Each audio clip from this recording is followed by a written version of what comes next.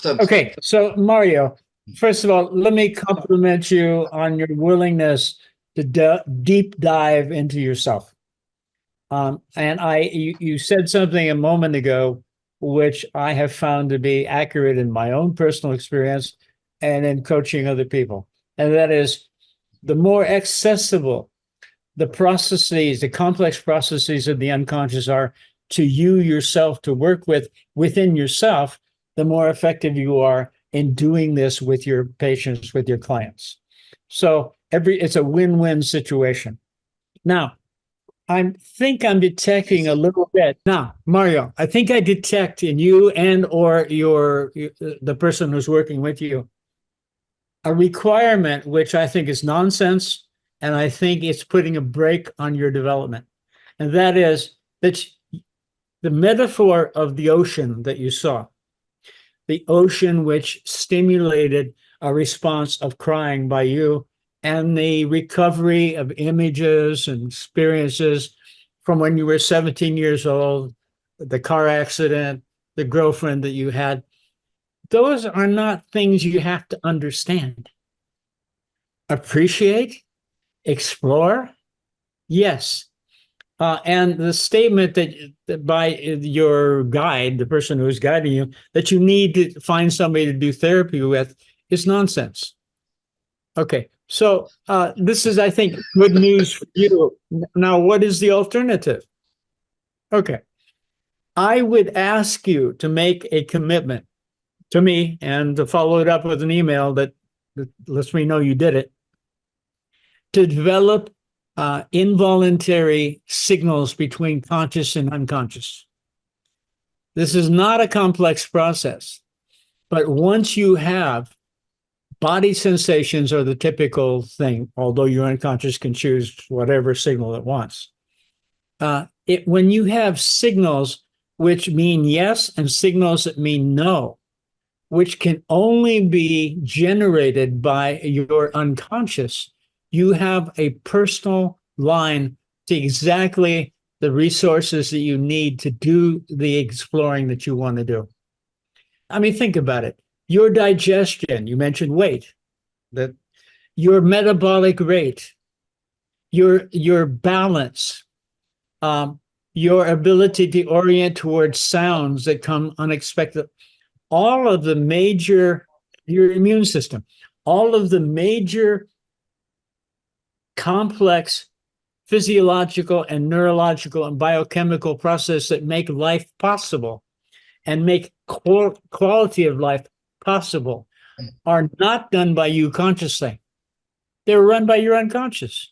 Sure, you can dream about, you can ask, etc., for your unconscious to, for example, I love French food. I think the French have, along with other nationalities, for example, the Italians, have developed a competency in terms of food, just like, I don't know, are you Brazilian or Portuguese? Okay, so in the Brazilian Portuguese, the thing that I love most about that are the polyrhythms which they have developed, which are just amazing for me as a musician, for me as a consumer of the rhythms and so forth. So all of these examples I'm mentioning right now are run by your unconscious. So that means your unconscious has access to these complex unconscious patterns. And if you could develop a signal system, a simple one, yes and no, and the signals could only be generated, could only be created and delivered to you by your unconscious, you would know when you got those signals that you were in contact with your unconscious. You can now put these two things together, the signals, which are only able to be made by your unconscious, and your unconscious access has access to these competencies, which are amazing. I started to mention French food. So I'm also a rock and ice climber. So I set myself the task of no matter how long I'm out on the road, working in Europe, Asia, wherever, I want to maintain my weight and strength. so I can come back and get on a plane and go to some place that I want to climb with one of my buddies who's a fine climber, and I'm in shape and I have a weight perfect for the climbing. That was a commitment I made to myself decades ago. So when I go to France, I got a problem. I love the French food, but I want to maintain my weight. So what do? I change the metabolic rate at which I burn calories. How do I do it? I have no idea, but it works. So I can eat enormous amounts of French food, and with an agreement with my unconscious through these involuntary signals, I can burn it at a higher rate and therefore maintain. I have the best of both worlds, the French food and the weight that I want to maintain, so that I can climb ice and rock when I come back from these trips. So these are remarkable things that can be done because the unconscious has access to these complex unconscious patterns. And if you make these signals, create these nonverbal, involuntary signals so that you know when the signal comes, it could only come from your unconscious. You can negotiate things like this.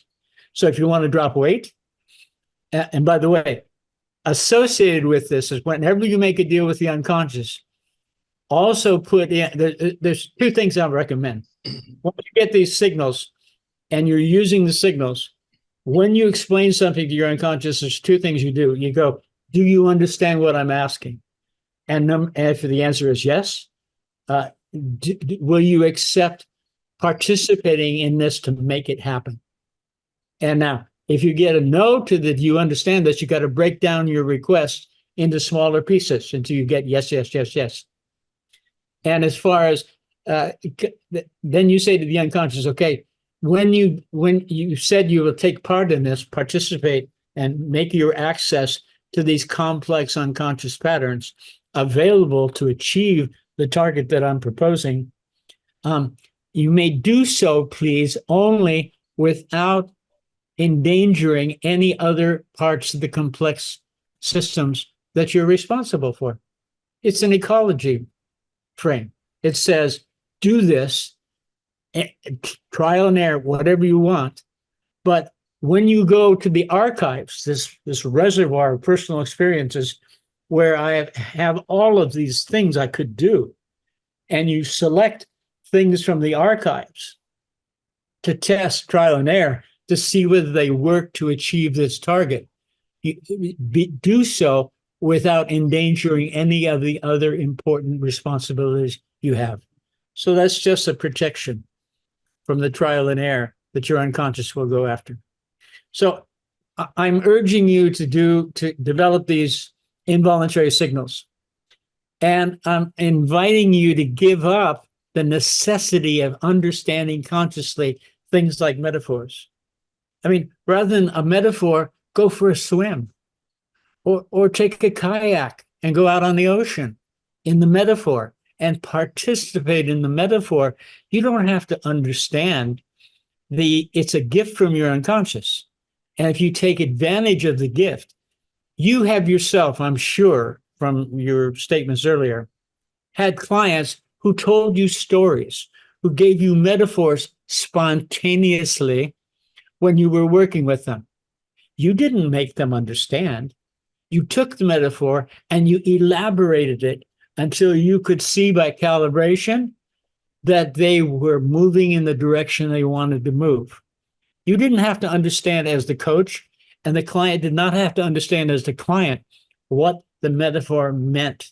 It didn't mean anything except an opportunity to change the situation to move in the direction of choice for the client and for you as the coach. So this is my hope for you, Mario. And again, as Michael mentioned, if you would be so kind to send a follow-up email so that I could appreciate what you actually did and how it worked and offer any support that you need.